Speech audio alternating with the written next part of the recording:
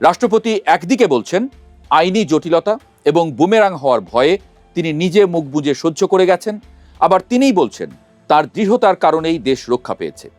তিনি যদি এত দৃঢ়ই হবেন তাহলে ডক্টর ইউনূসের সংবিধান বিরোধী কাজের বিরুদ্ধে তিনি ব্যবস্থা নেননি কেন? নাকি এখন নেবেন? সময় এখনো আছে। সংবিধান লঙ্ঘনের মতো অপরাধের বিচার যে কোনো সময় হতে পারে। রাষ্ট্রপতি চাইলে এখনো আইনি পদক্ষেপ নিতে পারেন। রাষ্ট্রপতি জানিয়েছেন ১.৫ বছর বঙ্গভবনে এক ধরনের বন্দি জীবন কাটিয়েছেন। এমনকি পবিত্র ঈদ উল ফিতর এবং ঈদ উল আজহার নামাজে অংশ নিতে জাতীয় ঈদগাহ ময়দানে যেতে দেওয়া হয়নি। বিজয় দিবস ও স্বাধীনতা দিবসের অনুষ্ঠান আয়োজনে সহযোগিতা করা হয়নি।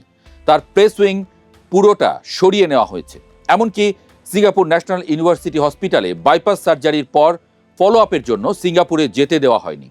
অথচ এই সময়ে চিকিৎসার জন্য স্বাস্থ্য উপদেষ্টা নূরজাহান বেগম সিঙ্গাপুর গেছেন। অন্য উপদেষ্টারাও নিয়মিত বিদেশে গেছেন। প্রধান উপদেষ্টা ডক্টর ইউনূস নিজে ১৪ বার বিদেশে গেছেন। এমন কঠিন অবস্থায় রাষ্ট্রপতি মানসিকভাবে বিপর্যস্ত ছিলেন, এমনটাই স্বাভাবিক। কিন্তু রাষ্ট্রপতি বলেছেন সশস্ত্র বাহিনী তার পক্ষে ছিল। বিএনপির শীর্ষ নেতৃত্ব, বিশেষ করে তারেক রহমান, তার পাশে ছিলেন।